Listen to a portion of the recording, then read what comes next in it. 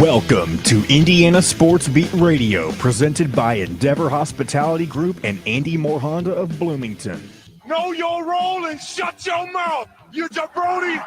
Fires upfield into the end zone, and it's caught. Jelani Woods, touchdown! INDY! A 43-point night for Tyrese Halliburton. How do you like that, partner?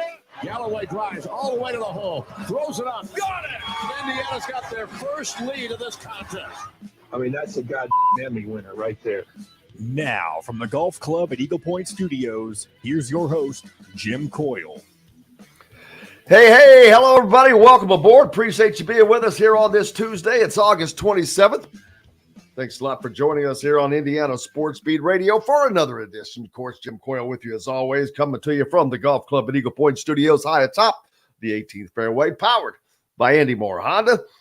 Just go to andymoorehonda.com to get more to your door, and the family of restaurants in and around the Bedford and Bloomington areas of the Wow Food Group. Great places like the Rusty Gator, Fork and Ale, which is actually down in Bedford now. Great little Cajun cuisine. Tasty stuff like the loaded voodoo tater tots. Those are incredible. How about some grouper tacos? But all kinds of great stuff there. In addition to many other places in and around the Bloomington and Bedford area, like Chop Shop and many others that you'll hear about. Plenty to talk about today on the program. Mike DeCourcy will be joining us, of course. Chronic Hoosier as well. A lot's going on in the sports world. We'll try to get through all of the goofiness, and there's a lot of goofiness. Jonathan Taylor has been given permission to seek a trade by Jim Irsay and the Colts. The Colts won a first-round pick in return. We'll talk more about that. Michigan self-imposes a 3-game ban on Jim Harbaugh for his shenanigans. Which is kind of funny. Those games were against Bloomington South, Indianapolis Cathedral, and I think maybe another high school team in there. Not exactly, no, but it's their 3 non-con games.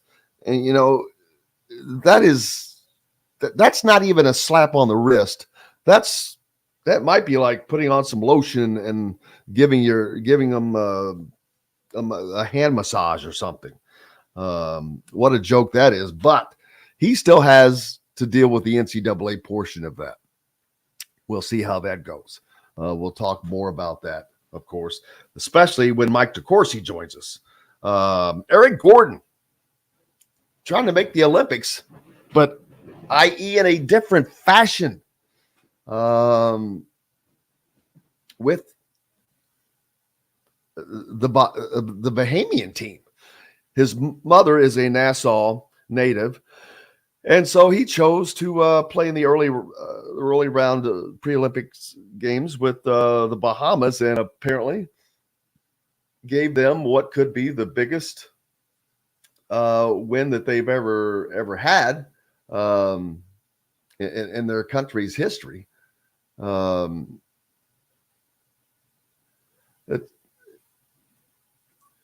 The 34-year-old scored, and it was his best performance ever in international play, by the way. The 34-year-old scored 27 points, was 6 of 7 from 3 in the 82-75 win. This now gives the Bahamas a chance at qualifying for the Olympics for the first time in its country's history, and this comes on the heels of the Bahamas going 4-0 with this past Sunday's win. Let's see. Who was it that they beat? Oh, man. Argentina. It listed as what could go down as the biggest win in that country's history in that realm in international play. So good luck to the Bahamas and Eric Gordon. That would be cool. Made a little history. Said it means a lot. I'm just glad we were able to advance with these guys. We have a great group here. He's loving it, having fun. Man, this dude is awesome. He's still playing pro basketball after 50 years, it seems like. Actually, I think he's going into his 14th season. Gordon averaged a tournament high 20 points per game, shooting over 54% from the field and 65%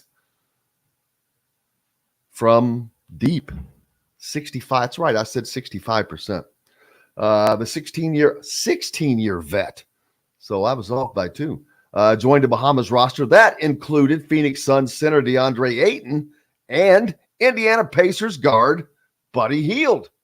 In total, it included 3 additional players who wants to play Division I basketball in the U.S. This is a collective, Gordon said. Got good coaches, good players. So very cool. Keep an eye out on that. Be something to keep an eye on to watch to see how that turns out. Very, very cool to see that. Good for him. Austin Schwartz rescheduling his IU visit. He'll now be coming on September 14th. Previously was supposed to be in August. That's one of 6 official visits for Austin Schwartz. He's got 8 finalists that he has pared down. But Indiana is one of the 6 visits that he will be getting. So there is that. Bill Vukovich II has passed away. Sad to say. He was the 1968 Indianapolis 500 Rookie of the Year. He dies at 79. Of course, a 3-generation family. One of only, I think, 4 3-generation families with the Foyts, Andretti's, and the Brabhams, I believe, were the other 3. But sorry to hear that.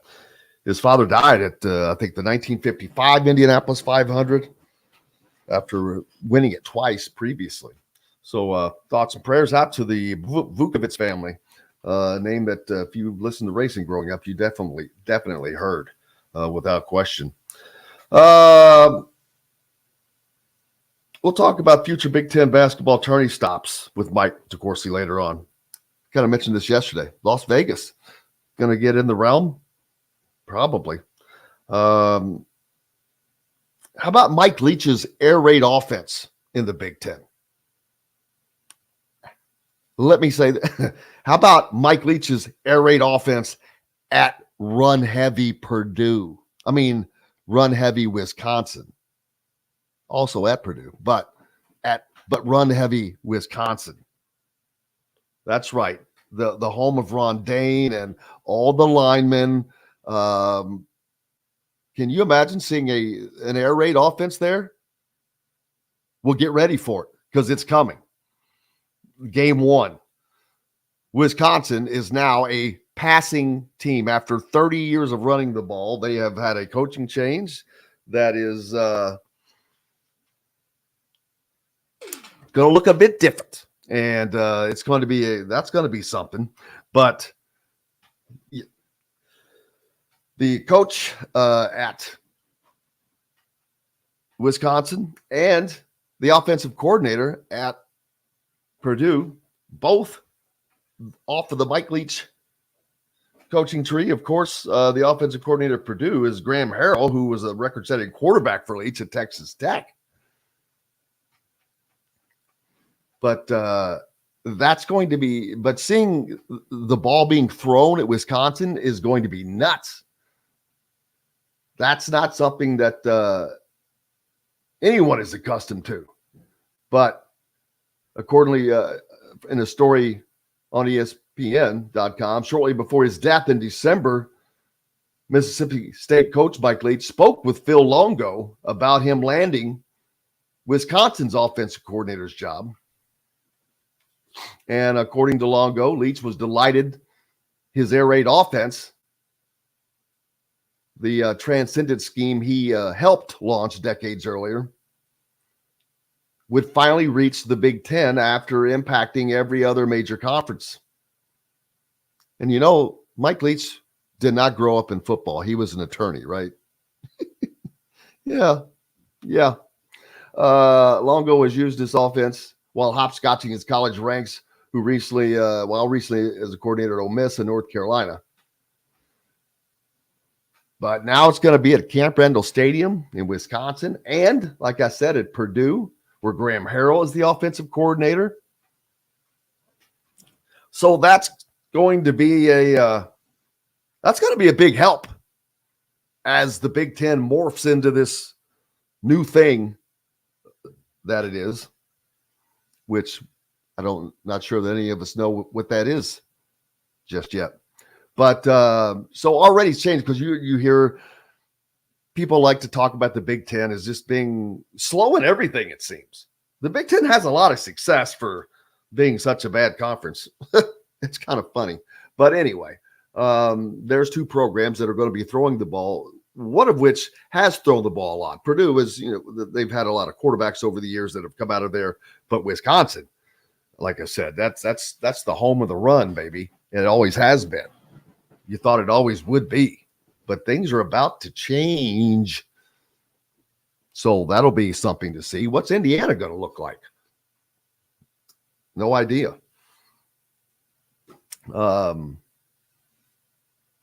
We'll find out. We'll be finding out sooner and sooner. Will the quarterback be named prior to the opening game? We'll see. We shall see. How's everybody doing on the Andy Moore Honda hotline? We appreciate you joining us. Fred, as always. Russell, jumping on. Forrest, up and at it. Bob, down at Georgetown. Kent, up in Mount Pleasant, Michigan. It's got to be nice and chilly up there.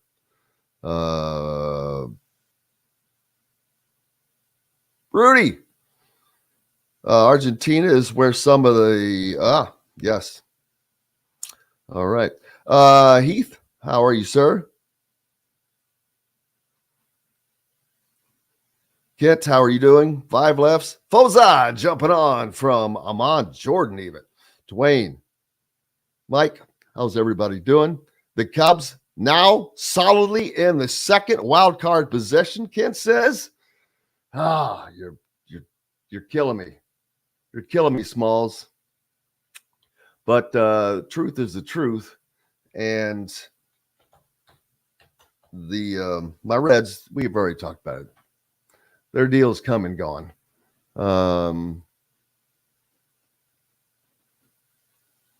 They be fading.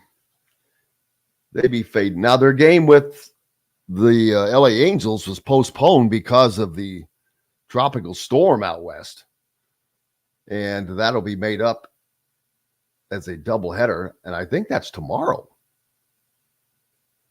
Yeah, they must have already canceled for today. So we'll see. There's that.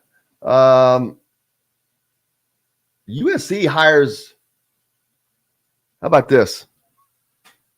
USC names Washington's Jennifer Cohen as their athletic director. Nicole Auerbach reported, and Fellman from The Athletic reported this.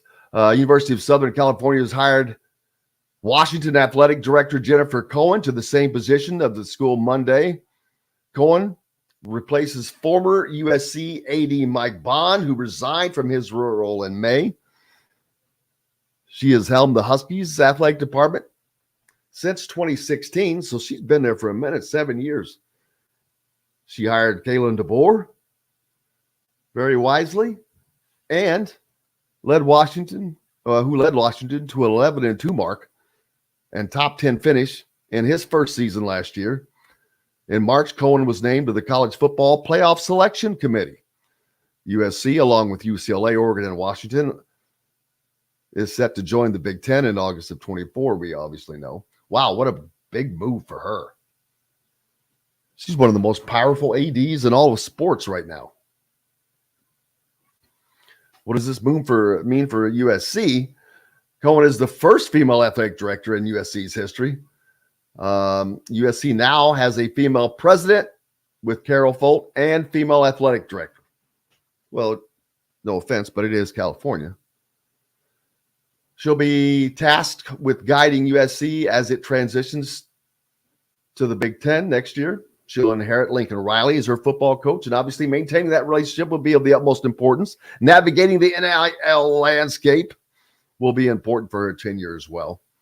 Why does this make sense for both sides? USC gets a proven leader who has overseen success in many different sports over her tenure at Washington. Cohen is currently a member of the College Football Playoff selection committees and is already one of the most visible female leaders in college athletics. But what does this do for Washington? She did get Washington into the Big Ten before departing, which is great. Washington loved her. But what they're going to have to now, what are they going to do to replace? That's the thing. Man, when you have a good administrator or whatever, boy, where do you go next? Hey, we've got a lot more coming up. Of course, Mike DeCourcy will be joining us. Plenty to talk about. Back with more Indiana Sports Beat Radio coming right after this. We'll be right back to the Golf Club at Eagle Point Studios for more Indiana Sports Beat Radio with Jim Coyle, presented by Endeavor Hospitality Group and Andy Moore Honda of Bloomington. If you're in the market.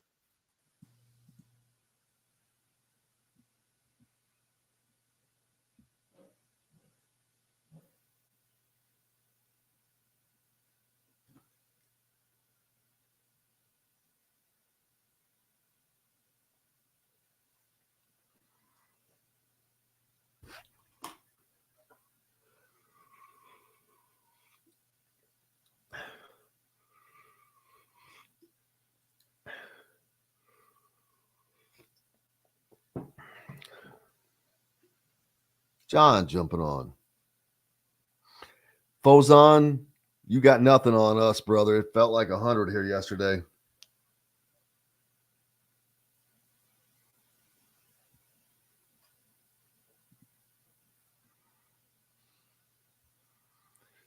Jason, good morning from Belmont Elementary School. Oh, man, back in school already? Appreciate you taking us along with you to the classroom, but teaching those kids early, proper, getting them indoctrinated into the right types of programming. We thank you so much. Here's Mr. DeCourcy. There he is.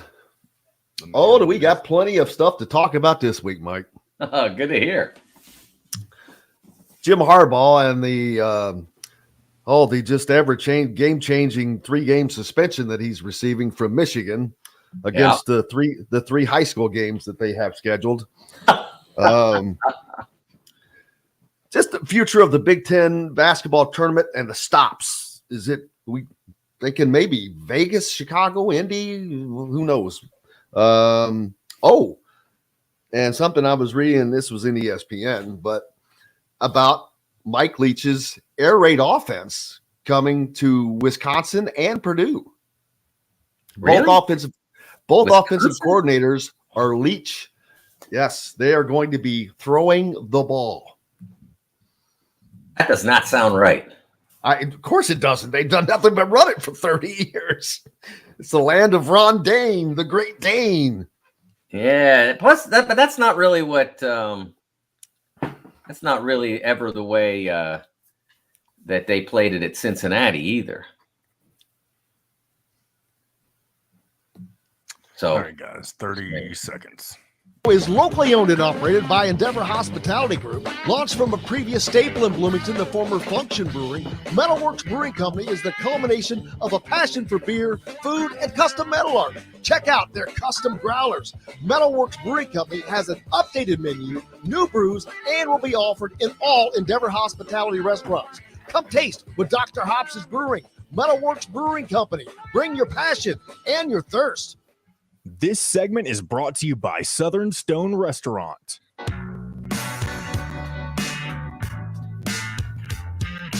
Now back to the Golf Club at Eagle Point Studios for more Indiana Sports Beat Radio with Jim Coyle, presented by Endeavor Hospitality Group and Andy Moore Honda of Bloomington. Welcome back to Indiana Sports Beat Radio on this Tuesday. It's August 22nd. We thank you so much for being with us. Brought to you by Southern Stone Restaurant, a part of the Wow Food Group, located at Patterson and Rogers. Make sure you stop by there. It has the best tenderloin I've ever tasted, without question, hands down. And speaking of the best, well, we've got Mike DeCourcy right on time from the Sporting News. How are you, sir? There's a good transition for you. Man, the segues are my business, baby. My wheelhouse, right? My wheelhouse. There you are. I'm How's it doing going well. with How are you, you? I cannot complain, sir. I cannot complain. I don't have a Southern Stone sandwich that I was just talking about to make it better for breakfast, but that would, other than that, I couldn't be finer. Had reading a piece that Bill Bender has in the Sporting News, but just don't even have to take it out of there. Just Jim Harbaugh, Michigan, 3-game suspension,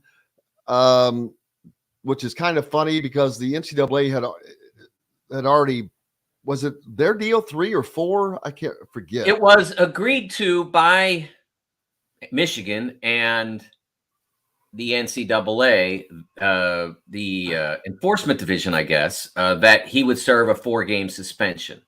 And then the infractions committee stepped in and said, "Now, we don't necessarily think this is good enough, or we're not sure about it. We want to investigate it ourselves," which I like to point out that when people ride the NCAA, oh, the NCAA is terrible. Look at all these terrible things they're doing. Let me point out that they were the ones that wanted this thing done and off the, and the NCAA here in Indianapolis wanted this adjudicated. This was good enough. Maybe the 4 games could have been a little bit more, if indeed, the penalty, the offense, I should say, warranted something more significant. You could give him more than 4 essentially bye games as a punishment. You could say 4 league games. There are lots of things they could have done, but they said, okay, 4 games. And Michigan said, okay, we'll do that. And everything was ready to be written off. But no, it was the membership, the members who are populating the NCAA infractions committee who said, no, this isn't good enough.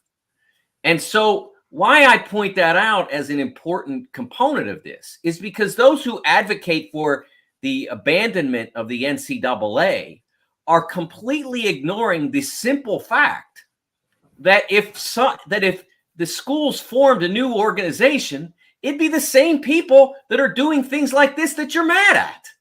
Because they wrote the rules and they hired a bunch of people to enforce them. And the NCAA enforced them such, and the members of school said, no, that's not good enough. So a new organization would not fix the things that people are bothered by in college athletics. Right, wrong, or indifferent, a new organization fixes none of that. So all it does is detach the NCAA men's basketball tournament. It puts out of work a lot of people that I know that do great work. And it's a fantasy. It's the same fantasy that we heard from Chip Kelly saying you should take football and do their thing, and then everybody else should do regional conferences. It's a fantasy. If you're, hey, Chip, 20 years ago, build your time machine, go back 20 years ago, and then we'll talk. It's just, and the people in my business give so much agency to this. It's, I'm not going to print nonsense. I am not. And what Chip said was nonsense. I'm not going to advocate for that. I'm not going to print it because it's nonsense. It's not something that's feasible. ACC is wrapped into their contract for 13 years. The Big Ten's contract now runs 8, I believe, starting this year. Runs, I believe, 8 years. So, you'd have to completely unravel all these contracts and all these enterprises that have been built up over a century, so that you could entertain your fantasy of moving football aside and then having regional conferences. I get tired of this. Maybe I'm too old, Jim, but I don't have time for nonsense like this anymore. I want to deal in reality.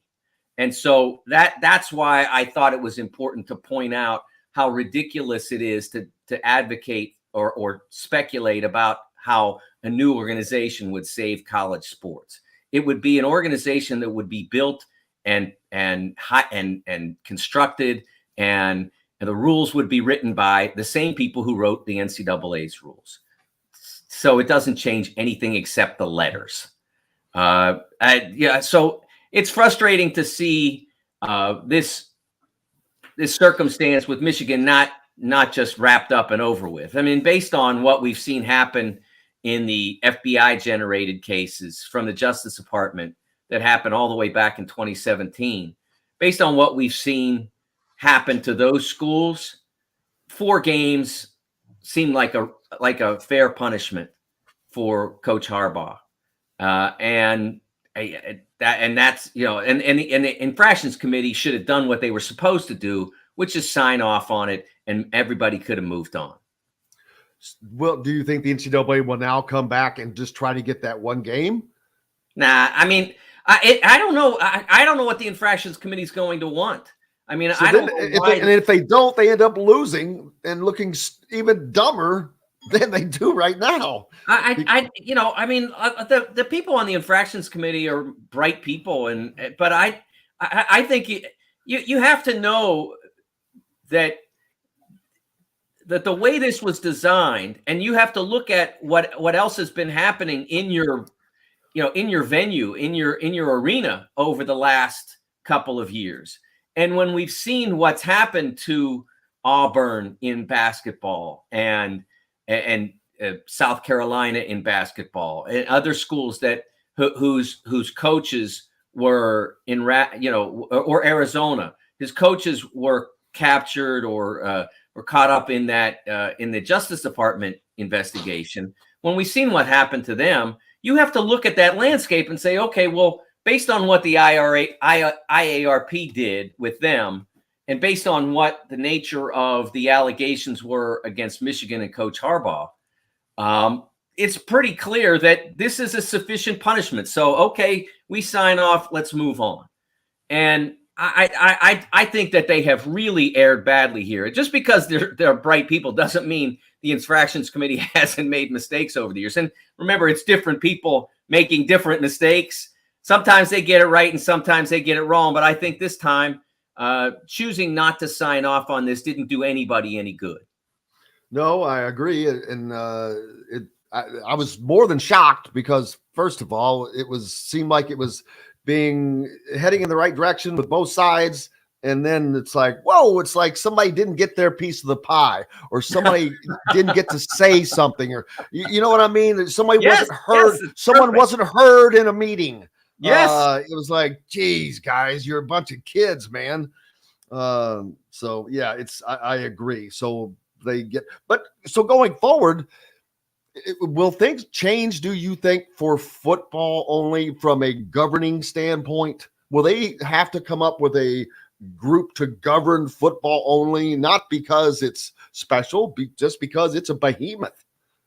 Well, I mean, it's actually less difficult in some way. You know, on the institutional level, it's much harder to govern because you have 100 athletes versus 15 for men's and women's basketball. So from that standpoint, it is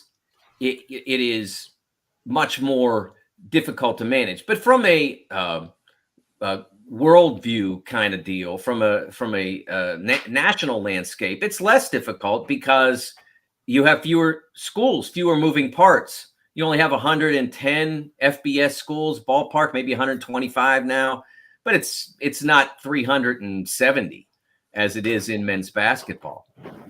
So in some ways it's easier to govern, but I don't think that I don't think they need necessarily to move it to a separate entity.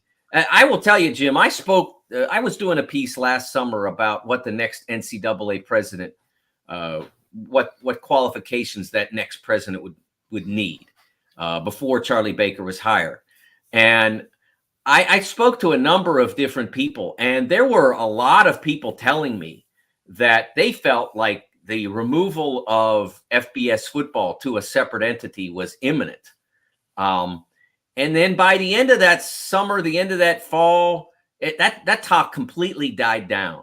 And I'm not saying it'll never happen, and I'm not saying it's not going to happen soon, but I think I've always believed that the part of the NCAA that a lot of people don't get, and I think even the membership weren't getting until maybe last fall, is that the NCAA provides a significant cover for the member schools.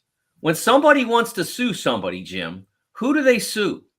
They sue the organization that has $1 billion a year television contract for the men's basketball tournament. That's who they go after. That's what they do all the time because that's a lot of money. And the NCAA has paid out a lot of money in legal settlements and penalties over the years. They paid a lot. They paid 40-some million back in the back in the mid 90s for the restricted earnings men's basketball coach that was put in as a rule, and they lost a lawsuit on that. And then they paid over $200 million on the cost of attendance settlement subsequent to the O'Bannon case. So there's a lot of money that has come out of that organization over the years in legal settlements. Okay, so take football and put it in a different entity. Call it the College Football Society, whatever. And okay, so then all the big schools join the College Football Society, and they have to hire a commissioner or president of the organization or whatever, and they have to hire staff, and they have to have offices. Or you could all work remote, but you have to have, you at least have to have some computers stored somewhere. And then you have to be able to handle the lawsuits that are going to come, because they always come. And instead of coming out of the NCAA, they're coming out of you, because you haven't had years and years and years to build up a treasury. It's coming out of you. So that's a problem. And that's, I believe, why that talk of starting the College Football Society, let's call it, I believe that's why that talk died down, because they finally realized that if they go out on their own, that's what they're up against. Yeah, it's definitely still a lot of unknowns, because everything seems to keep changing. It always changes. Well, yeah, it's changing at a rapid pace. Yeah. And so it's kind of hard to do anything or get things in place or head in a direction when the road keeps changing as you're traveling. Yeah, I mean, from name, image, and likeness to where we stand now with the I don't think the NCAA expected name, image, likeness to explode as fast as it did. Do you, Mike? I don't think that they saw any of it coming in the way that they should have. I've talked about this before. I may have mentioned it on the show that in 2014, because I spoke to the lead attorney as well as Sonny Vaccaro, both involved in the O'Bannon case. And in the spring of 2014, when the case was okayed for trial, the O'Bannon group, the O'Bannon class and their attorneys reached out to the NCAA, said, look, we want to have a settlement conference. We want to talk about, okay, here's what we'll settle for, but also, let's talk about some ideas about how you can avoid this in the future, rules and such. And I think obviously it would have opened the door to name, image, and likeness in 2014 with the guardrails that they're now going to Congress to try to get. They could have gotten that all done in 2014. This is my favorite thing that's ever happened to the NCAA. And I say that ironically. They wouldn't even take the meeting. Like, they didn't listen to the ideas and say, no, that's not for us. They refused to take the meeting. That's how badly they erred.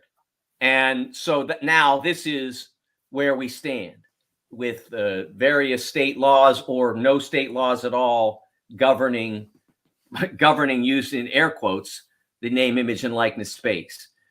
I personally, the one thing I'll say about that is that the next step is not, more than likely, Congress comes in and writes rules that the NCAA and its membership like. What's most likely the next step is the athletes become employees of the university. If there's a step beyond the one we're at, that one's more likely than Congress, quote unquote, fixing this. So I don't believe that's necessarily the best step for college athletics generally.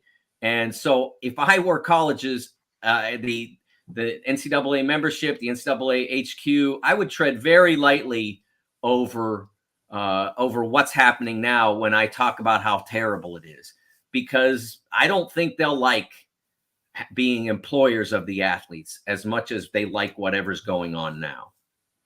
How will people like Mark Emmert, George Klavikoff, I can't remember Scott's first name, but yes, Larry Scott. Larry Scott, how will they go down and be remembered in the annals of college sports history? Well, they all met different. They all did different things wrong. I think if I were ranking them on the order of how I perceive their failures, I would put Emmert at the top because his were grander. They were greater in scope. What happened to the NCAA during his tenure was more impactful, affected more schools. I would think in terms of lack of raw ability, I would probably put Larry Scott at the top of the list. But in terms of impact, I would put Emmert at the top of the list. Klyavkov was somewhat the victim of his circumstance. He helped present or arrange with ESPN last autumn a deal to air Pac-12 sports on various platforms. ESPN's got a bunch that would have paid them all around $30 million. Okay. That was what they were worth. And I have a friend who's a Xavier fan who texts me all the time. And I remembered last fall when this all opened up, before either Big 12 or Pac-12 got a deal. I told him that Pac-12 was going to get a deal over and above the Big 12. What I didn't anticipate was that the Pac-12 presidents would have that deal presented to them and say, "Oh no, we're worth way more than that. We're worth at least $50 million." I would have never anticipated that, because I would have thought that they would have some idea of their place on the college sports landscape, but apparently they didn't. So Klyavkov got that $30 million deal. Once he did that and it was rejected by his membership, there really wasn't much he could do. I don't think he did a great job beyond that. But I think that was really what ended the Pac-12 more so than anything Klyavkov did, unless he wasn't an ardent enough advocate for that deal. That's the part we can't really know. How, was he standing on the table, pounding on the table, saying, "Look, this is as good as it's going to get, and this is going to keep us intact, and it's going to keep us moving forward."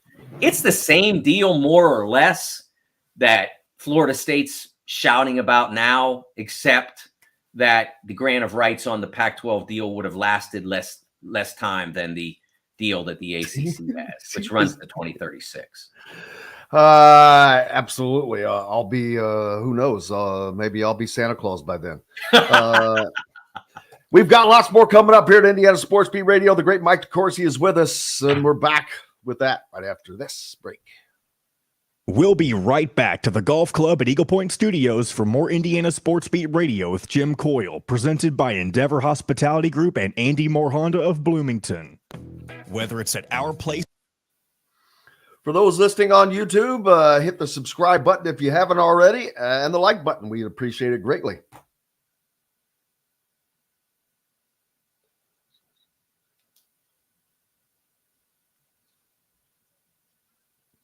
John, I'm going to do no, I will wait till 9:30. Never mind. Okay.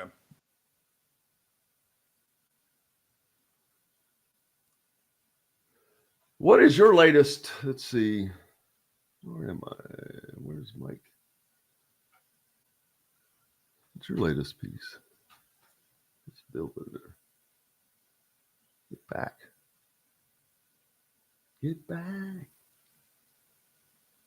Oh, yeah. How about what Messi has done? Oh, amazing. Amazing. So I wake up this morning and I look at my calendar, and it says that I have a chiropractor appointment at 9 a.m. And I'm like, no, I can't have a chiropractor appointment at 9 a.m. I've got Coyle at 8:50.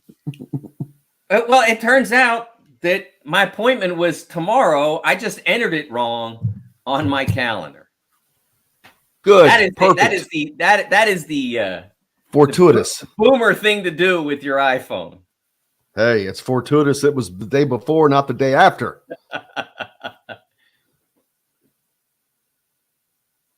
Yeah, if I don't have it in my phone, it doesn't happen. Yeah, absolutely.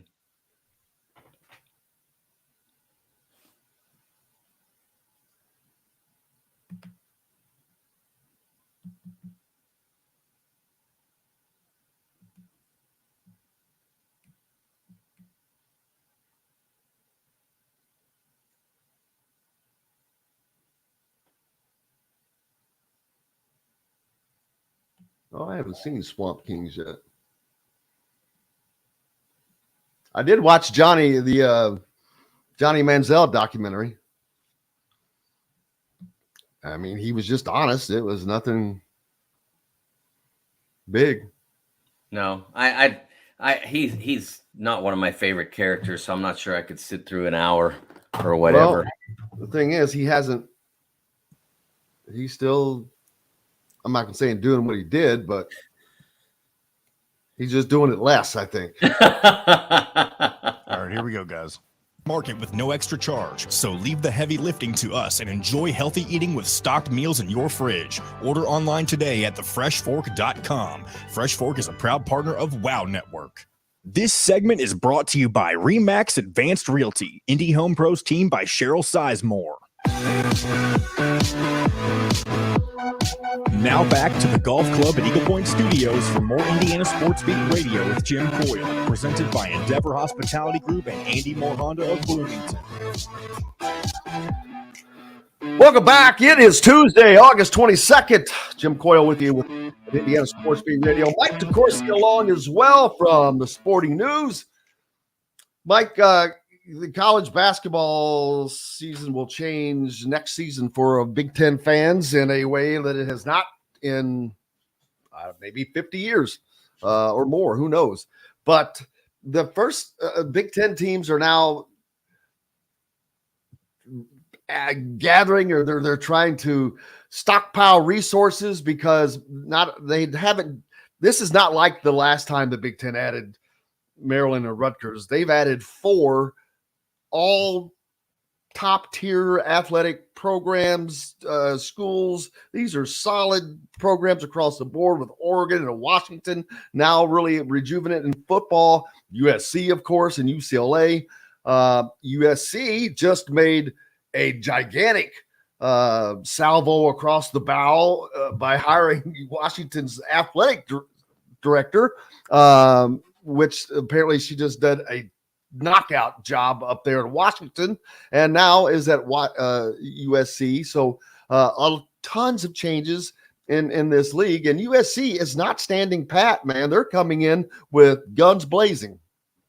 Yeah, I think it's going to be really from a competition standpoint, it's going to be a fascinating situation. It is large. 18 teams is going to be a lot.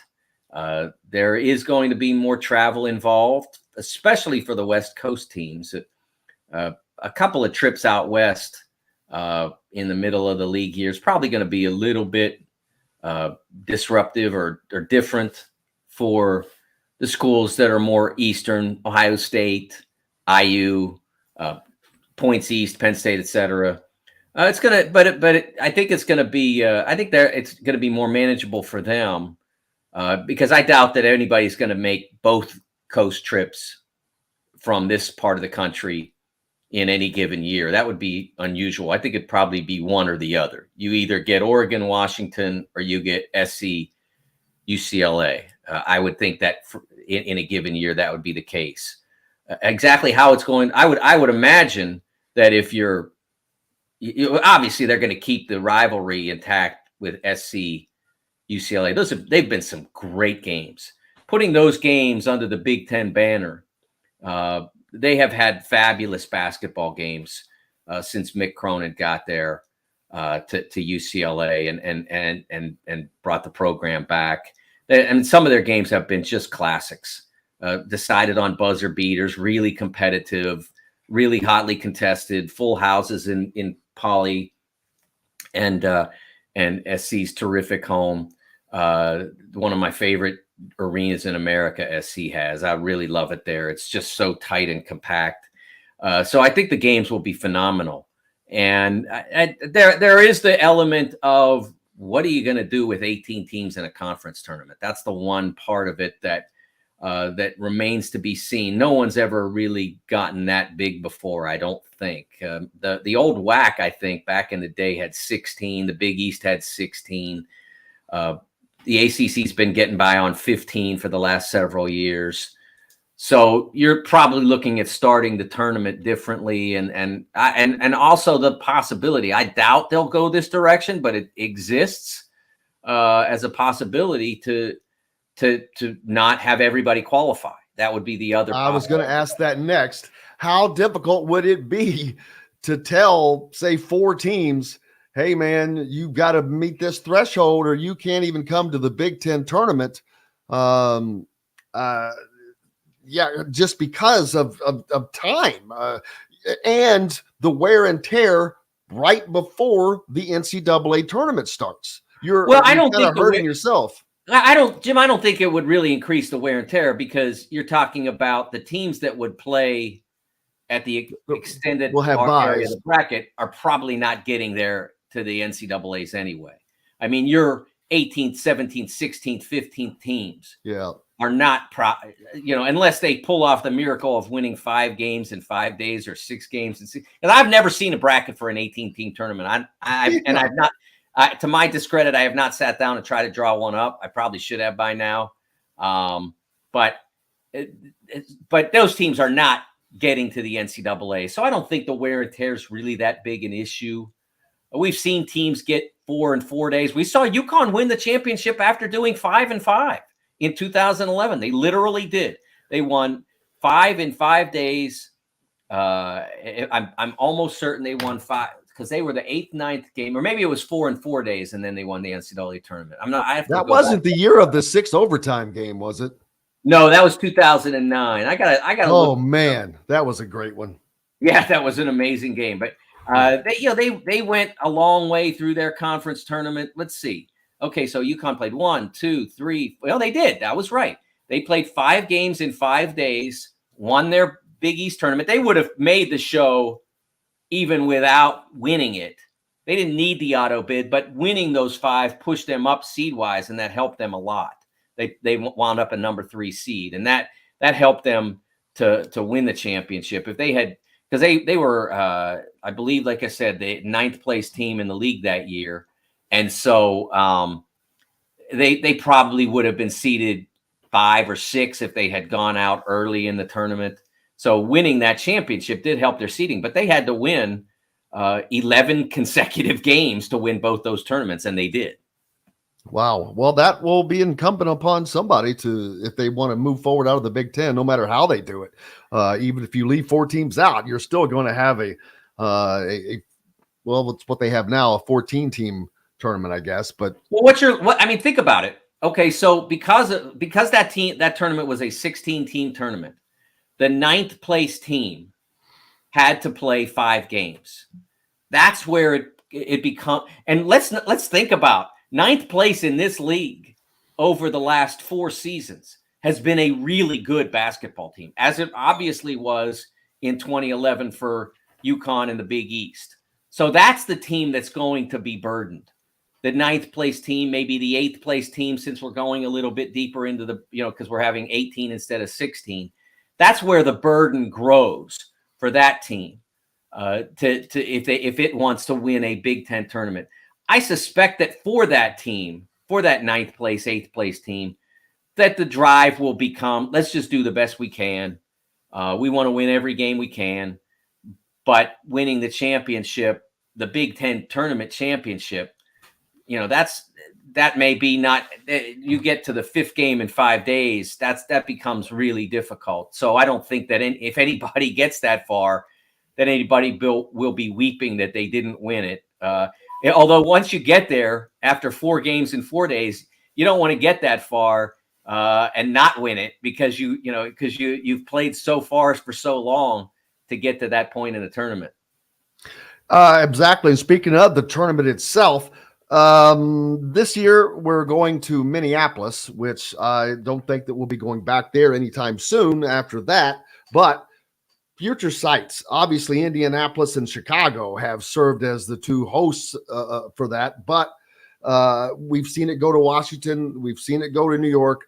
Now with the West Coast additives, what about Las Vegas? Do you see that happen? Not a permanent, but because we've seen the Big Ten try to spread their brand around. We've seen other leagues a lot. Like there were times when you had, and one of my goals for when I retired, several years down the road, was then to take a week and go to Vegas and see all the different tournaments that are being played, because I think they've played 3 or 4 there at times. Mountain West has played there at the same time more or less as the Pac-12, and the West Coast Conference has played there. So I kind of wanted to do that and spend that whole week watching watching games all day. I know that's a crazy thing to do when you're in Vegas, but I'm me.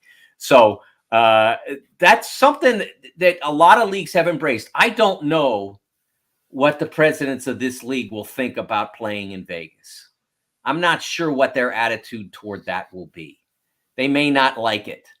They have, and they've earned them over the years. They have specific attitudes and criteria about the way they operate. We saw the differential in how they operated during the pandemic football season in 2020. Initially deciding to cancel the season because they didn't feel like it could be done safely. So that all of that at least raises the question of whether they would want Vegas. But your concept, I mean, they could very easily, it wouldn't be easy, but they could very possibly place it at the whatever they're calling the Staples Center now, crypto.com, maybe something like that. Wow, they could do that. It'd be a challenge more so with that than it has been in some other arenas, like at the United Center or here, where you have an NBA team and you have to clear it out for that weekend. It's because they have 2 NBA teams. So that would be the one challenge that they would have to supersede. But I think they could probably pull that off. I mean, you're probably only talking about moving 1 home game for each of the 2 teams, something like that. I think they could probably pull that off.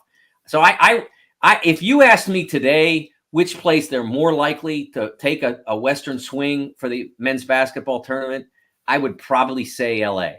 But that's just a guess. It's an educated guess. Interesting. Mike, what's up next for you, sir?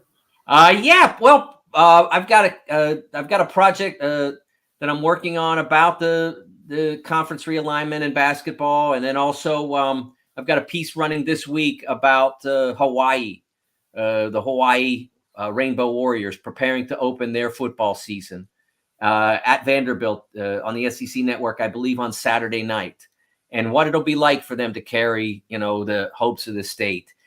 We've seen over the years some teams that have gone into competitions and really kind of lifted their communities.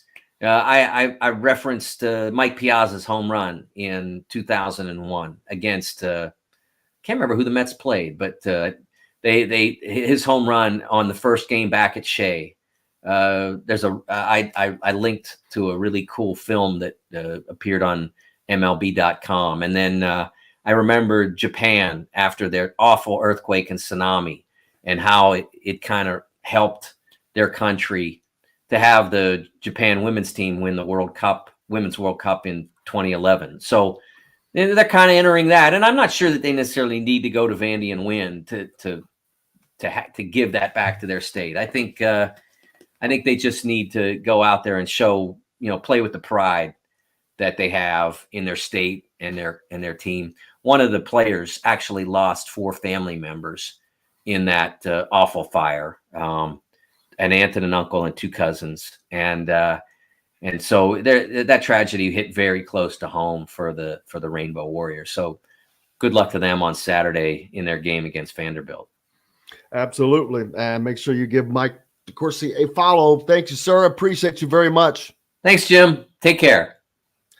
We've got lots more coming up here on Indiana Sports Beat Radio. Back with it right after this. We'll be right back to the Golf Club at Eagle Point Studios for more Indiana Sports Beat Radio with Jim Coyle, presented by Endeavor Hospitality Group and Andy Moore Honda of Bloomington. If you're in the market, interesting. Maybe some that how important is rowing at, say, Indiana? I could see a couple of sports being eliminated, but nothing of consequence. I don't believe, especially with Title IX. But good point, Bobby. That's a good point too, Caleb. San Diego getting their own arena. And the Maui thing, that's a great question, Heath.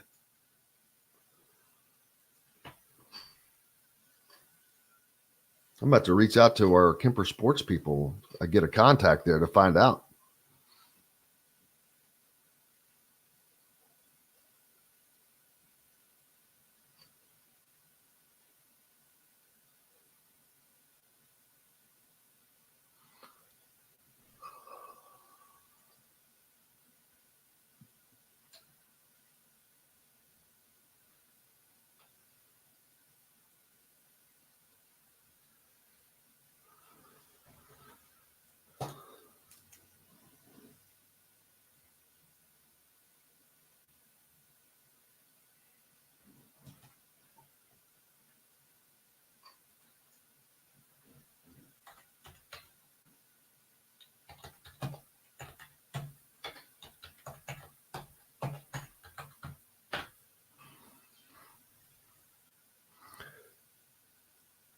This would have been a day for JD, John.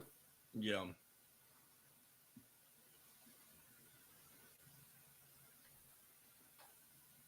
When are you planning on having him on next?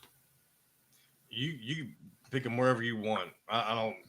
I'll leave that up to you. You're the one who What's has a any relationship with him.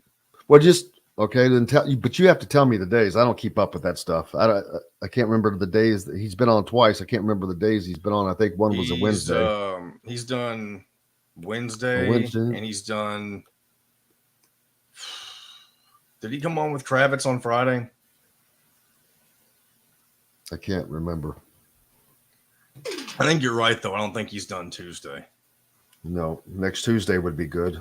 Yeah, well, let's just try to get him on Tuesday.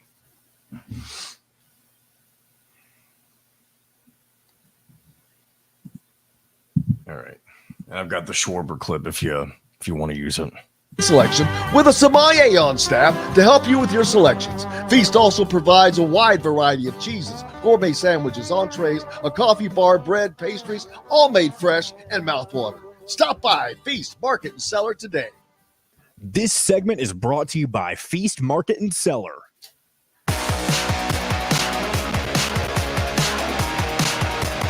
Now back to the Golf Club at Eagle Point Studios for more Indiana Sports Beat Radio with Jim Coyle, presented by Endeavor Hospitality Group and Andy Moore Honda of Bloomington. Welcome back, Indiana Sports Beat Radio here on this Tuesday, August 22nd. Jim Coyle with you as always. Thanks a lot for being with us. Finished up with Mike DeCourcy. As always, a fun and joyous time. Looking forward to talking to Chronic Hoosier here in a little bit. Also, let's see. How about Kyle Schwarber? Still smacking that little bean around. As a matter of fact, he's becoming so consistent that even the play-by-play announcers can start to get premonitions, John. I have a feeling this ball could travel long distances here.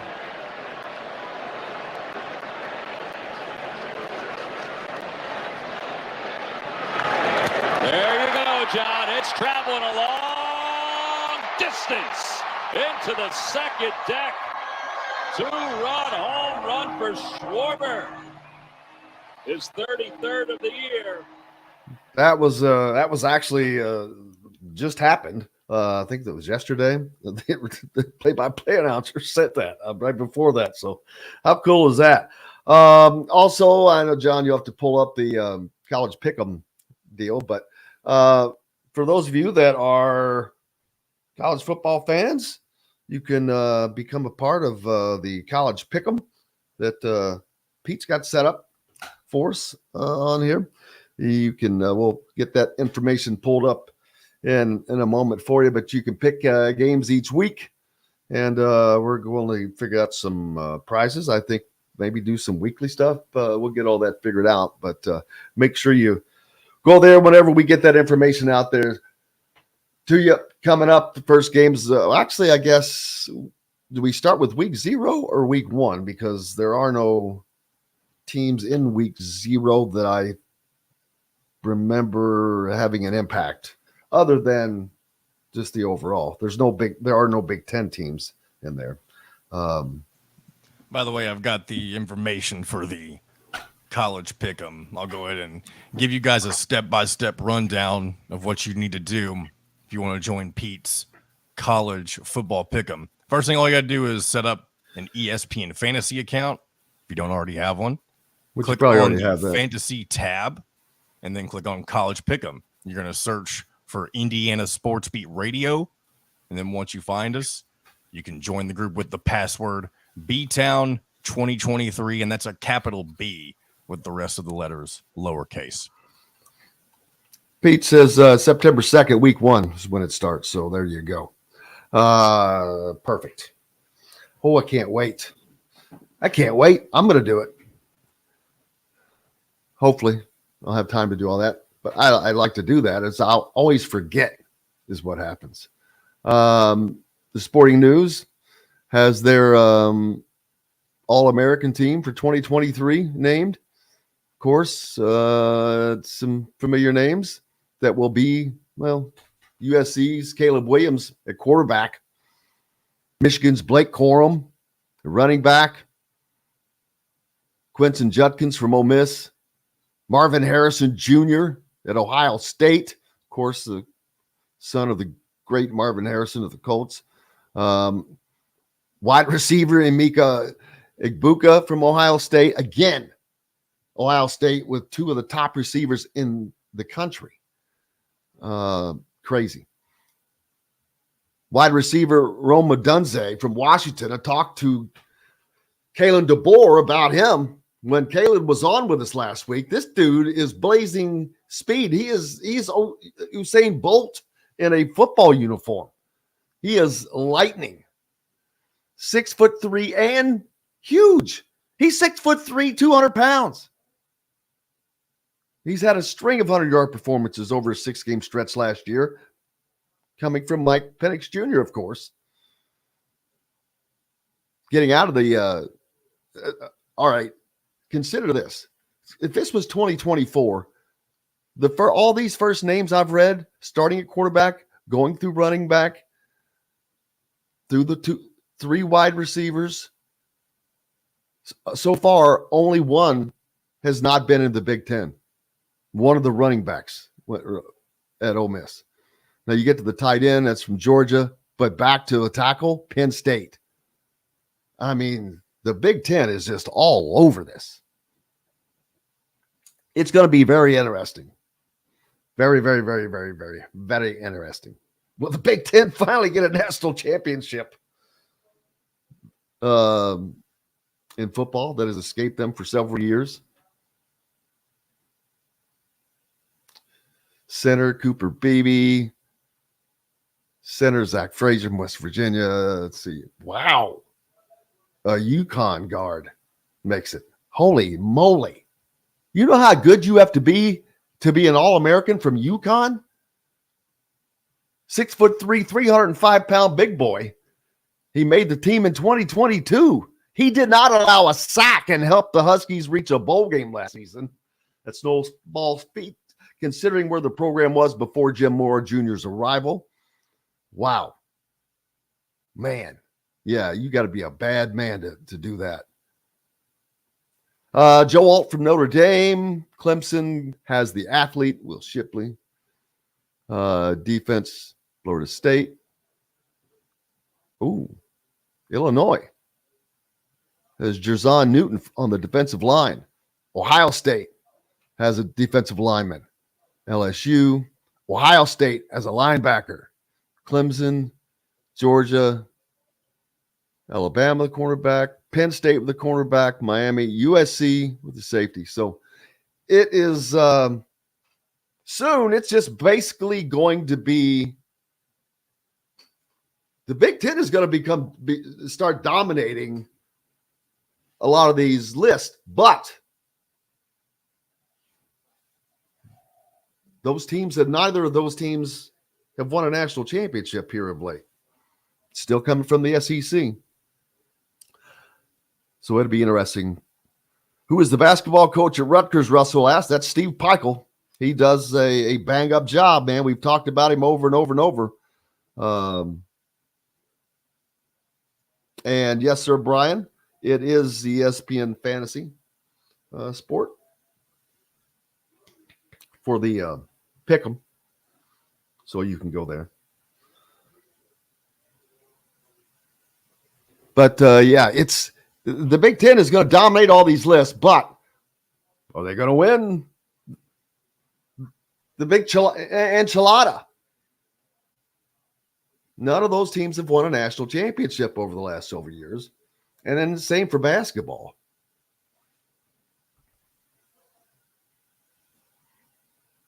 And I do agree that Oregon should be forced to do something with that godforsaken basketball court. I don't know how it doesn't cause seizures in certain people. It's like a strobe light. It should be illegal. It's unwatchable. I can watch the Smurf turf every day and twice on Sunday over that basketball court of Oregon's. Not fun. Not fun at all. I mentioned earlier Austin Schwartz is rescheduling his visit for Indiana. Originally scheduled for August, now going to be September. Purdue, they finished up their European tour a while back with an undefeated record, even with a makeshift lineup. Now, this has been a week or so, I think. But Trey Kaufman-Renn scored 25 points, had 15 rebounds. Caleb Furst had 16. The Boilermakers won 71-61 in the Czech Republic. Braden Smith had 6 points, 8 assists, 7 rebounds, 7 steals, as they are working to be the best team in the Big Ten this year. Purdue went 4-0 in that week. Kaufman-Renn, you remember, from Sellersburg, Indiana, went to Silver Creek High School, was long expected to be an Indiana Hoosier, but recruiting just didn't work out with the previous coach. Miles Coben, Cam Hyde, Ethan Morton, and Zach Edey missed the final matchup. Didn't look like they needed them. So, but that's good for Purdue to get more playing time to the guys that they didn't get enough from last year. And let me tell you, Trey Kaufman-Renn is exactly one of those guys. They didn't get a lot from him last year. And I'm not sure how much they really got from Caleb Furst, but he was ahead of Trey Kaufman, I think. Trey Kaufman-Renn. But if they can get Trey Kaufman up to speed, they are going to be extraordinarily tough to handle. You've got a lot of experience coming back on that Boilermaker team. Holy cow, they have got a ton of experience. They all have Big Ten experience. Those freshman guards that got picked a little bit last year, it's not going to be as easy this year. Trey Kaufman-Renn, if he has picked it up, that's going to make them a much more – that's going to give Purdue something that they generally don't have, versatility. They're generally this or that. And having versatility with scoring possibly coming in buckets from Zach Edey, and then having contributions from Ethan Morton and Caleb First and Trey Kaufman-Wren on top of Fletcher Lawyer and Braden Smith, that's going to make them easily, I think, the Big Ten favorite with Michigan State. A close second, but a distinctive second. Then who's 3, 4, 5, and 6? Or 3, 4, and 5? Yeah, who's those next couple of teams? Very, very interesting. Russell says that Ware could be a monster for IU. Well, could be. The difference between Indiana and like Purdue right now is most people know what Purdue has. Most of us know what they have. I mean, don't know how much improvement, say, Trey Kaufman-Wren has made, as I just said, but we know they have him and that he's probably made improvement. Looks to certainly be. Indiana has youth and some questions. We don't know what Mackenzie Mbako is going to be able to do at this level. Khalil Ware, yeah, he could be a monster.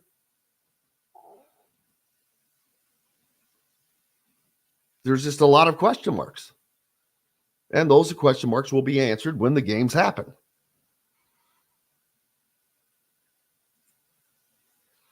But make no mistake that Purdue and Michigan State are the clear and present numbers 1 and 2 without question. And there is not a close.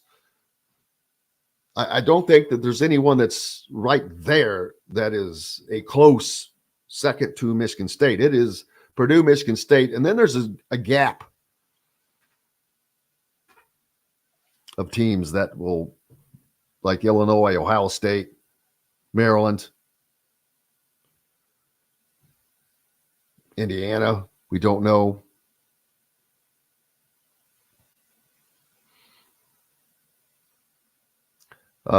Heath asking if Mackenzie Mbako will remind people of what former IU player. Well, I have no idea since I have never seen him play in an IU uniform. So if I guess you might be talking about Calbert Cheney, but I can't make. I would not make any comparison since I have not seen him play and perform. Kit getting all signed up. Appreciate you, brother. We've got to take a break. Up next on the program, Chronic Hoosier joins us. We're back with more Indiana Sports Beat Radio right after this. We'll be right back to the Golf Club at Eagle Point Studios for more Indiana Sports Beat Radio with Jim Coyle, presented by Endeavor Hospitality Group and Andy Moore Honda of Bloomington. Whether it's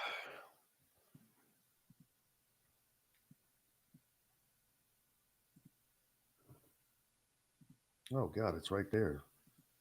Morning, Chronic. Good morning, gentlemen. Hey, brother, how are you? How's it going? It's going. Another day in paradise. I hear that. Knee deep in compliance issues. Yeah, baby. Just the routine ones, though, not the ones where you're squarely in the crosshairs. That's always a good place to be.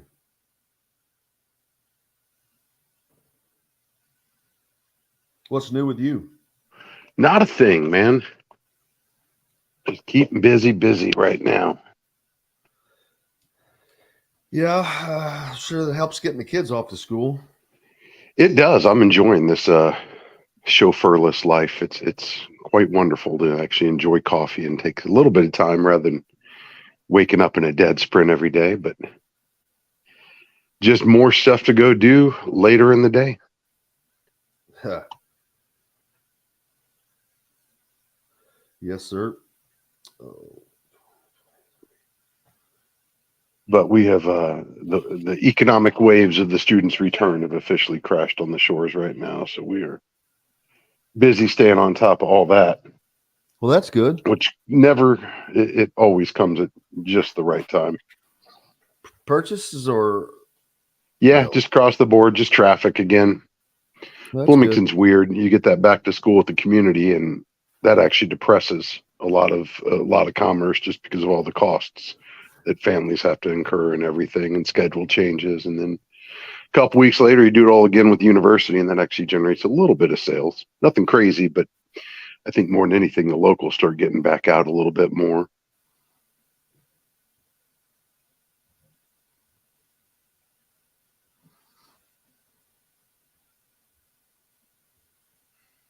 Eric Gordon playing for the Bahamas. You see that?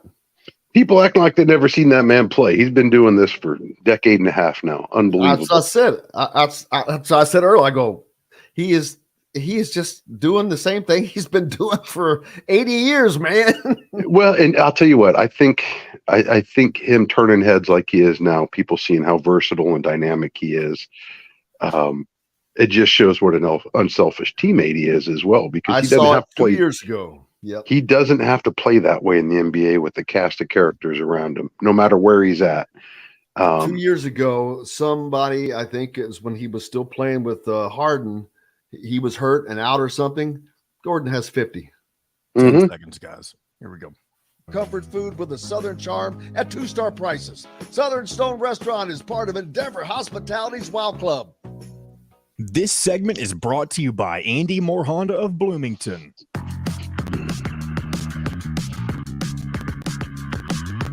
Now back to the Golf Club at Eagle Point Studios for more Indiana Sports Beat Radio with Jim Coyle, presented by Endeavor Hospitality Group and Andy Moore Honda of Bloomington. Welcome back to the Golf Club at Eagle Point Studios, high atop the 18th fairway here on this Tuesday. Joined now by Chronic Hoosier. Thanks a lot, as always, my friend. How are the things going? Well, thanks for having me, man. Glad to be back. Always a fun time. Had Mike DeCourcy on earlier, as always, and talking various things with Big Ten, future of the Big Ten basketball tournament, locations. Now with this West Coast influence of will they go out west, or will they try to keep it closer this way? We've seen them go to Washington, go to New York once, and it'll be interesting to see what happens. But I would think at some point they're going to do something out west. They'll be in the Staples Center sooner than later. You just know they're going. How can they not, though? And, that's exactly what Mike said. The same reason that you saw them immediately enter the New York and the DMV markets with the tournament. I mean, the same holds true, even more so now. I mean, at least the East Coast was kind of Big Ten adjacent when it was annexed in that last round of expansion. I think because they're going so much further outside their traditional and historical footprint, all the more urgency to kind of stake your flag out there and, declare LA a Big Ten town now. So I think it's good for the brand. I know there's going to be grumbling, about how far it is to travel and the cost and everything else. No different than they went to Barclays or when they were at Verizon. But at the end of the day, I think it's just the natural progression when you do these types of moves, especially for the fact that that's the very reason you did it, was to get in front of all those eyeballs. And, it's one of the largest television markets in the world. So it would make sense. I'm not really looking forward to, prime time 4:30 tip-offs, Eastern Standard, but so be it. That's the brave new world that we're entering into now. So I would fully expect it sooner rather than later. And just remembering people start grumbling, let's be honest, ain't nobody going to Minneapolis for the tournament anyhow. At least in LA, you can pack your shorts and wear your sweatshirt, and it's actually acceptable rather than, psychotic behavior. Howard with a comment on the Andy Moore Honda hotline saying, why do people think that playing the USC and Oregon will be easier than playing Ohio State and Michigan? I think he's talking about basketball. And if so, I don't think if anyone thinks that, they're making a grave error. I don't care who you're playing in conference play, as if you've seen before, man, the lowest placed teams can give you heck on a given night. Especially, we're not talking about just middle of the lower rung teams here. These are great athletic programs, all of them. These are going to all be difficult games to play throughout the Big Ten. So the Big Ten is not getting easier. It's easier than playing Michigan and Ohio State every year, year after year, knowing that it's like carrying a rock on your back. So I will say that I do believe that, because you're not going to get that same schedule. You're not going to have to play USC every year. You're not going to have to play, this particular team every year. And that's what they get. You get a break from some of that. I would caution against saying that this is going to be a step down. The programs that you've seen added here have done pretty well in recent years, arguably better than Indiana on par over the last, quarter century, 20 years. From a recruiting standpoint, they certainly attract different styles of athletes than what you've historically seen come to the Big Ten. You're talking about some UCLA is as blue blood as blue bloods get in college basketball. I mean, make no mistake about that. And while they certainly kind of waned for a little while there, they have fully reemerged as a team to reckon with. And USC, at least as far as basketball, been somewhat in the shadows. But at the end of the day, you're selling SoCal, and with the addition of the Big Ten, I think that just sets them up. That's everything that Rutgers hoped the move to Big Ten would be for their football, quite honestly.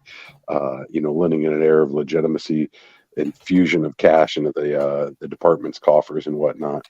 But I think that there's a ton of potential for growth at USC with this move. You start talking about Oregon, you can't divorce the fact that this is Phil Knight's school, the head of Nike. Do not sleep on the Oregon Ducks at any point going forward, because that's Nike's home team, and that will always be the case. Do you think he's going to come in? And do you think he's going to come into the Big Ten with a whimper? No, I mean, like, this doesn't happen without Phil's blessing first and foremost. So that if you can operate under the assumption that Phil Knight was in favor of this move, make no mistake, Phil Knight intends to make a statement with this move when they join the league and competition. So, on top of all of that, now you're talking about a jet lag that this team hasn't regularly had to deal with. The last time we saw this team deal with this type of jet lag, albeit under some pretty extreme circumstances, everybody remembers what it was like playing in Oregon most recently, and that wasn't a very good time for the Hoosiers, and it certainly showed. Albeit the ridiculous travel schedule the NCAA made them operate under. But that's just another degree of complexity to the logistics of these moves that I don't think you can take for granted. And at the end of the day, I think the axiom will always hold true in the Big Ten. You better not sleep on any road game, period, whether you're playing the top team in the conference or the bottom, simply because these are still young guys figuring out the game, figuring out life and everything else. And there's a whole lot of adversity that happens whenever you pack it up and take it on the road. So I don't know exactly how IU fares on par when this is all said and done. But I don't think it makes the path any easier by any stretch of the imagination for the basketball program. And I think the same analogies are probably even more so true for football. So buckle up and hold on, because I think it's going to be a wild ride here in the years to come. Speaking of which, we got a ride coming up. Football season is a couple of weeks away. The Ohio State Buckeyes are the first item on the menu. Not quite the appetizer that most folks would like to see to start this season, especially Tom Allen, I'm sure. But that's what the Hoosiers are dealt with again this season for not the Buckeyes, but the Big Ten opponent for the fifth time in 7 years. Yeah, there's nothing like slam shifting your season into gear with a top 5 opponent, especially when you're Indiana Hoosiers, for anybody. At least it's a home game, I guess. So, we'll get some good pictures of Memorial Stadium with the stands packed and everybody wearing red. And, I'd advise you get them early before the scoreboard gets embarrassing. Yeah, a 28-point game right now, I think, the last I saw. But we're looking forward to seeing who the quarterback is going to be, what this offense can do. Do they have the horsepower to win 6 or more games? There are a lot of questions that we'll have to wait and find out. But I don't know how much of a look other than who people are going to be that we're going to get against Ohio State, and it's not to slam Indiana. I'd probably be saying this about most teams when you have to open with a team of this stature. Yeah, realistically, I'm all for unbridled optimism at the start of the season, all the potential, and waiting to see how it plays out. The pragmatist in me says just keep it respectable and keep your key guys healthy. It's bad enough to take a really tough lopsided loss. It only compounds exponentially, though, if you start losing any of your key guys on both sides of the ball. And with so many questions surrounding I use depth chart, who's going to be starter, how the skill positions are going to contribute. I think the biggest thing for Indiana in this game is going to be just keeping as many of your guys available come week 2 against Indiana State as possible. Because as we've seen in years past, it doesn't take but 1 or 2 key losses, and now all of a sudden the season sideways before it ever really gets off the ground. So I don't want to sound too pessimistic about it, but let's be honest, this is going to be an impossibly tough game for Indiana to win. Like I said, just keep it respectable and keep as many of the guys healthy as possible.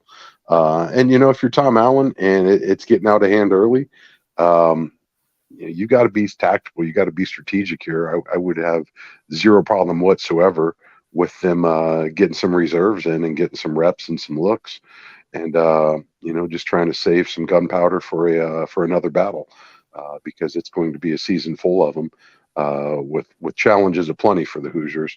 So you want to make sure you give yourself the best chance to win those games down the road as well, while also trying to get the most out of the Buckeyes while you got them in town. Absolutely. Basketball Big Ten Media Days coming up in October up in Minneapolis. We'll be heading up there. I was talking a little bit earlier that make no doubt, people, that the favorite to win the Big Ten this year right now is Purdue, and Michigan State right behind them. After that, I think there's a gap. You just kind of got a mix of teams. You don't really know what they're going to do. Illinois, Ohio State, Wisconsin, Maryland. And I guess you could throw Indiana in there because we don't know. There's just a lot of unknowns. There's youth. We know that there's a ton of talent, but Purdue is what we know what they have. We know that they have Zach Edey. We know that Purdue has a lot of experience coming back. Caleb First, looks like Trey Kaufman-Wren has improved. They went 4-0 in their European swing. You've got the freshman guards that are now sophomores that have now gone through that gauntlet of Big Ten season, and they should be, battle tested. Purdue should be much better this season than they were last season. And yeah, I know that IU fans like to talk about them having an easier schedule, and that's fine. That has nothing to do with this year. They're going to be a tough team.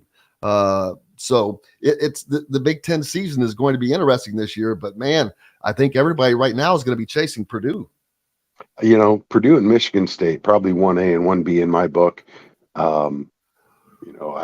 Lord knows I love to rib the Boilers as much as any human on earth, and that will never change. But you got to respect just what Matt Painter's built up there, the talent he's amassed, the system that he's kind of sharpened and fine-tuned, and just the ability to find guys that work well within that. You can do a whole series of podcasts on just Zach Edey and how his game is able to dominate the college ranks and doesn't necessarily translate as easily to the pro ranks. But at the end of the day, he's still a college basketball player, and he's an absolute force of nature.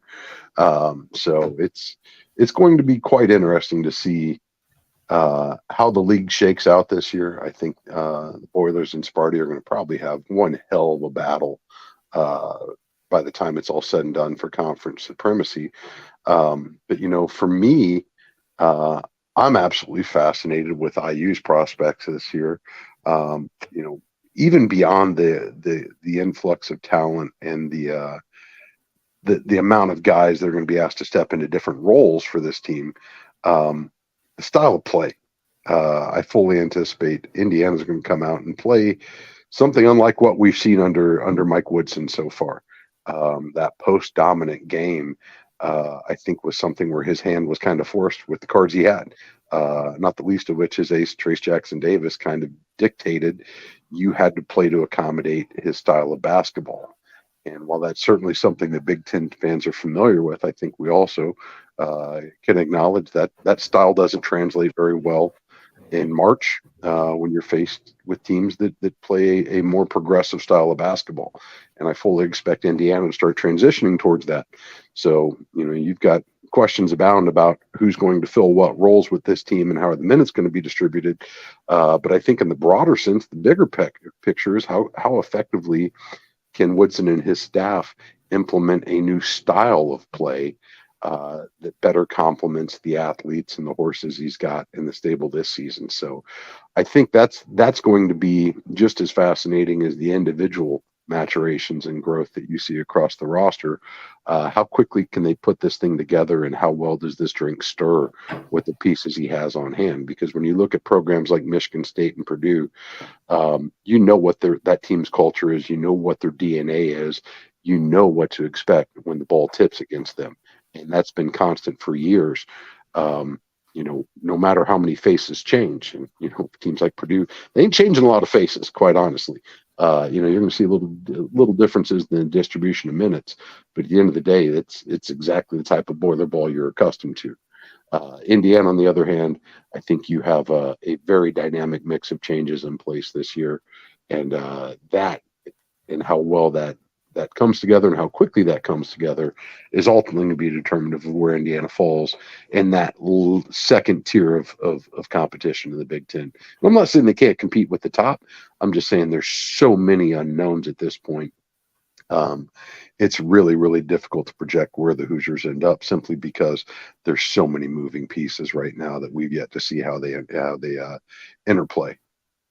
Absolutely, I agree 1,000%. It's just unknowns of how they will come together. The youth on that team with the veteran, IU is fortunate to have a pair of veteran guards, but you've got Xavier Johnson coming off of the season lost injury, and Trey Galloway, who is, while very experienced, someone who has just not been the point producer that I think that he is going to have to be at that 2 spot. Indiana just has to get more production out of the 2 spot, and whether that's by committee, I said the other day, it doesn't matter how they get there, as long as they get there. Yeah, and I think Galloway is one of those really, really intriguing pieces where I think a lot of folks are going to look to him to be a leader of this team, and leadership is something that I know from experience. They teach it at Culver.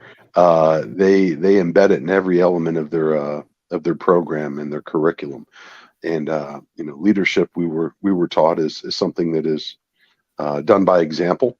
And I think for Trey, while a lot of folks are expecting him to step up his contributions from a scoring standpoint, I think the type of leadership this team's going to need most from Trey is going to start on the defensive end. And I think on the offensive end, it's going to be with his basketball IQ, knowing when to make the extra passes, knowing when to press, knowing when to pull the trigger on those shots, and knowing how to manage the game. And I think that's where you see IU having a lot of assets with Galloway's contributions and his role, Xavier Johnson. And his ability to do those very things that I think you're going to need from Trey. These guys aren't going to have to be the best athletes on the team. They're going to have to be probably the most aggressive on the defensive end, because I think Indiana's defense on the ball at the point of attack is going to go a long way in easing this transition to this new lineup that they're going to roll out in the new styles. But I think those 2 guys in particular, playing smart basketball, with so many younger guys, so many new guys out there, having steady hands, having guys out there that are just absolutely giving hell on the defensive end is really going to go a long way for setting the tone, setting the pace for this team, and bringing those guys together and up to speed with the vision that the staff has for what this season is going to look like for them. Absolutely. And I've got going in a different direction. Indiana put out a poll here, or sending out a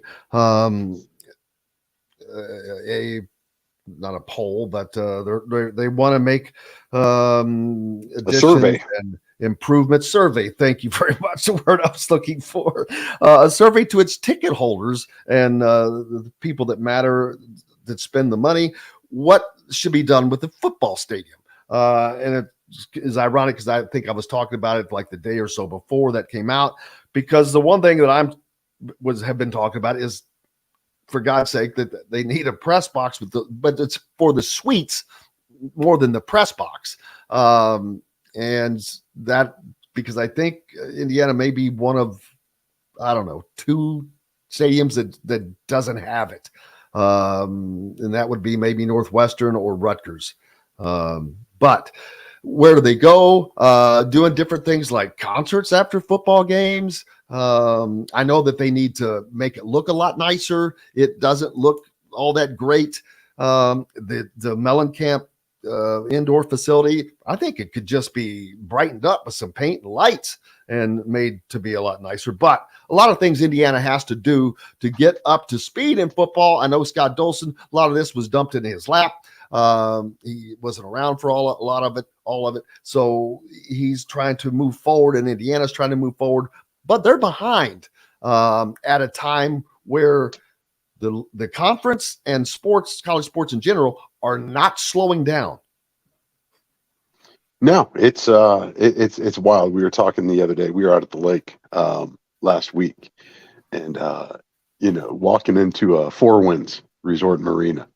For what it is, it's perfectly serviceable. It's what we've grown accustomed to. But it's one of those when you bring in some outside eyes, and they're like, I'll bet this was really nice in 1983. And it's still kind of that vibe, you know what I'm saying? And memorial for all the upgrades with the North End Zone project and the South End Zone project, and all the trappings that those brought. The overarching vibe is still kind of like Four Winds Marina, where it's like, this was probably awesome back in the 80s. I think, yes, there's a lot of infrastructure, the press box, obviously the luxury suites are certainly things that you see that are the new standard, the norm. But all the way down the line, it's the concession areas. Still, it's kind of like going to the movie theater over on College Mall Road. It's the bare minimum AMC. That's kind of what you get at the IU football experience. It's the cinder block, and it's just very industrial school cafeteria vibe. And I think there's a lot of little things that go into the totality of the experience there that perhaps just don't catch the eye, but it leaves that vibe as a whole. And I don't know how you necessarily, how you change that. It's still going to be a very brutalist structure. That's just the way it was built. Lots of harsh, concrete, and it's what it is. All that said, it's funny that it's elicited a lot of responses from both fans and people in my circle that we've discussed this at. And at the end of the day, the funny thing is it seems like a lot of folks just looking for something to kind of put a little icing on a cake that leaves a lot to be desired as a whole. I've had some really, really good times in that stadium when they've been winning, and you tend to overlook a lot of that stuff. So I know you have to make those improvements. I know those are things that everybody wants to see. And at the end of the day, you got all this money, you got to have something to spend it on. I just think it'll be interesting. If you can get some more wins in the column, how much less important those things seem as a whole. At the end of the day, give me concession lines that I can get in and out of in under 5 minutes. Give me a bathroom that doesn't make me feel like I'm back in elementary school. That doesn't stink, But the rest of it, the expression I've heard from people close to the program, we're just talking about lipstick on a pig at this point. And yes, I know there's a lot of money to be made in luxury suites and all the tiered access and all that. And by all means, chase those dollars, get as much as you can. But at the end of the day, too, man, post some W's at the end of the game on the scoreboard. And I really don't care what most of the rest of it looks like. Well, brother, I appreciate you as always. Thanks for having me, Jim. Always good to be back. Absolutely, man. Look forward to talking to you again soon. Have a good one. Take care, brother. Chronic Hoosier joining us here on Indiana Sports Beat Radio, and we've got more coming up from the Golf Club at Eagle Point Studios right after this break.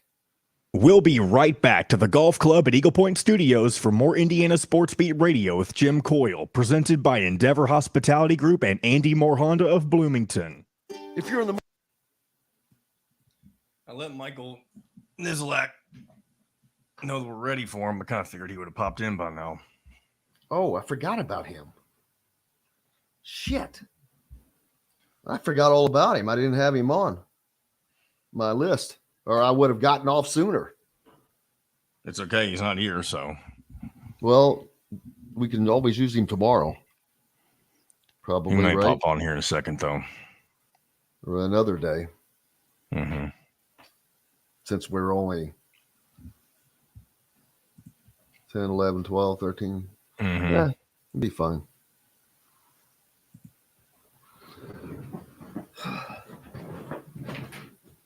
Oh, shoot.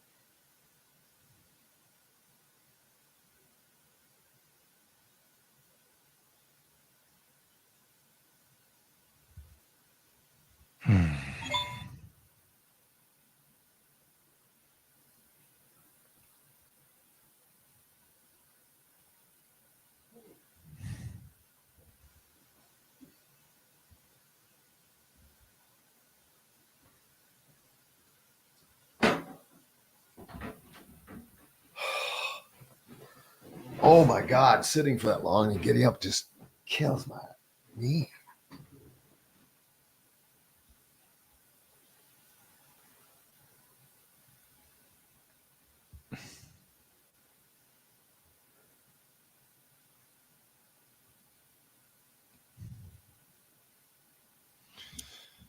All right, here we go.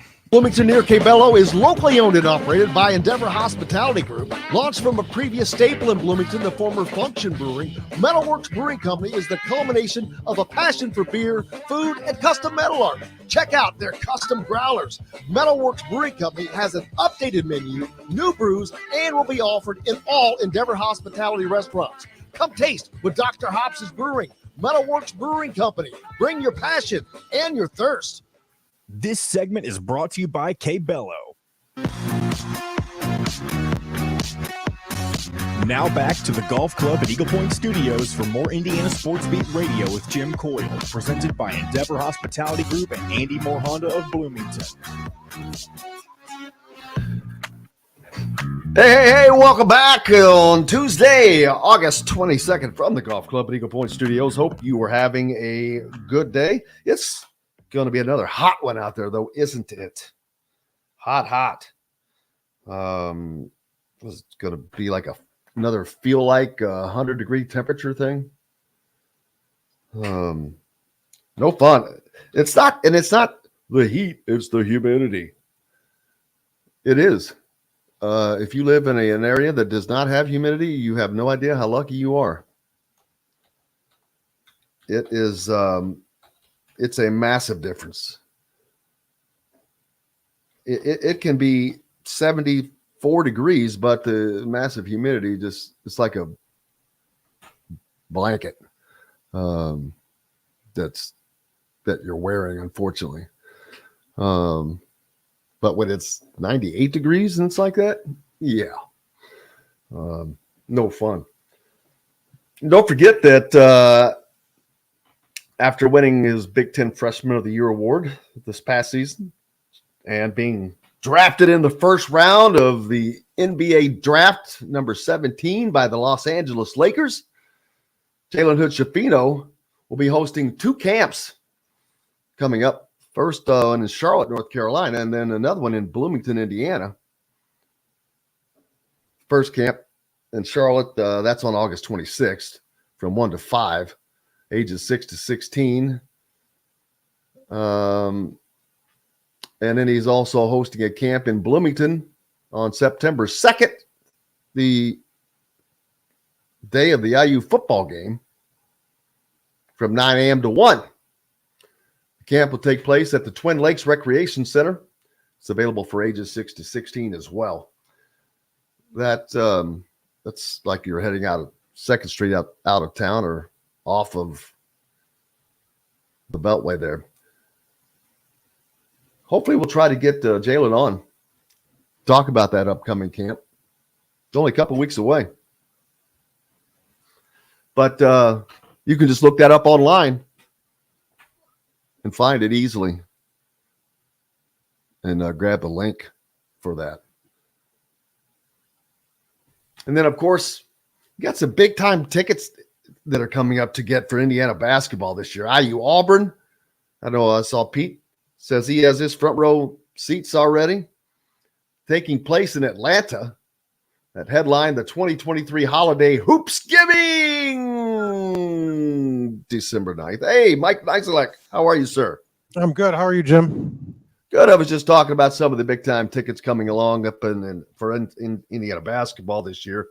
Auburn game, UConn, of course, up in the Empire Classic.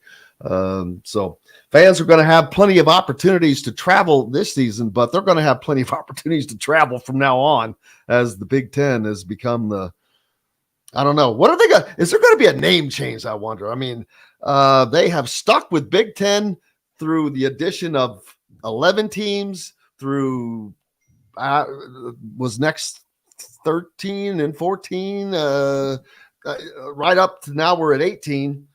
I don't know, but I think you keep the I think the name is what the history, right? So I don't think you change it. Yeah, I like it. I'm so used to Big Ten. I don't want to because I don't care how many teams are in it. It's just the name of the conference. It's what it originally was. That's the name of the conference. So there's that. It's like Texas is not in the southeast part of the United States. It's in the southern part of the United States, but I would not call Texas southeast. It's just right. Dead middle south. But and Missouri is not in the southeast part of the United States. It's damn sure in the middle of the country as well. So there's that. How have you been doing? I'm good. We're getting ready for excited for the next week because we get to that's it, right? And then it's here. Next season's here. It is, and he is speaking of September 2nd and the Ohio State Buckeyes coming to Bloomington to take on Indiana, a team that is still without a named quarterback. The battle rages on between Taven Jackson and Brendan Sorsby, and I don't expect to hear anything different from that until maybe the day before. They may tell us. Who knows? Yeah, I think they'll probably say that they've made a decision and, told the team, that's kind of how they operated last year. It could be on actually the same day. I think they did it on the 23rd too, when he said he had made a decision a year ago. So I guess history repeats itself. Obviously they had success in that week one. That's what they're hoping to do, but Ohio State's a little taller task than Illinois here as we kind of go forward. Although that Illinois team was a tough one to last year, we would see they would go on to win 8 straight games after losing to Indiana, and they're probably going to be a very tough out in the Big Ten West this season, as I expect them to be a little better than they were last year. So Indiana with a great start. Unfortunately, it's kind of hard to get a good start, but it's going to be hard for fans and the team to get a good gauge on what they really have when you're going up against this gauntlet of Ohio State. Yeah, I wrote this when I was doing predictions for later this week for game by game. I think week 3 is when you get that true gauge, right? Because Indiana State's week 2. You're going to cruise control through that. But week 3, Louisville, that's a team, that's identity the last 5 years was Malik Cunningham. Scott Satterfield's gone, but quarterback wise, offensively, they're going to look a lot different. They got a journeyman quarterback now that comes in with Jeff Brom. That's not going to be the same kind of team. I think that, they're going to be kind of putting the pieces together, and Indiana has a good chance. It's obviously neutral stadium in Indianapolis. That'll be a game where you say Indiana should have absolutely a chance to win that one against a Louisville team that I know fans are confident because Brom, really controlled the rivalry when he was at Purdue against Tom Allen, but he's not going to have the talent right out of the gate, and they'll be rebuilding that offense pretty substantially. Absolutely, and it's going to be. I've said many times that I think the Louisville game is the linchpin for Indiana's season because it is a non-con game that is not a guaranteed win, and normally non-con games are just that, a guaranteed win. That's what you go out and you get, three wins. And that has not been the case for Indiana for the last couple of seasons, with Cincinnati on the schedule for 2 years and now with Louisville on for at least one season. But this game, because if they lose one non-con game, well, now you've got 4 Big Ten games that you have to win. So you just made that hill a lot higher to climb.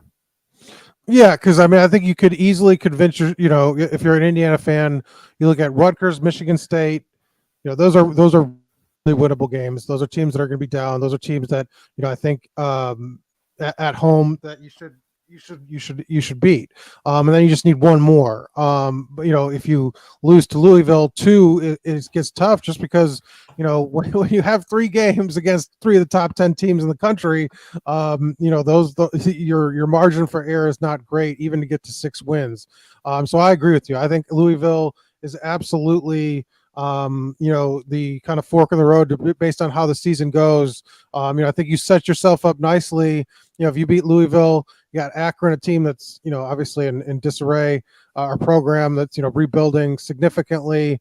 That's 3-1 right there. And, you're feeling pretty good just about, I think the last non-conference win over a FBS opponent or Power 5 opponent was Virginia in 18 or something like that.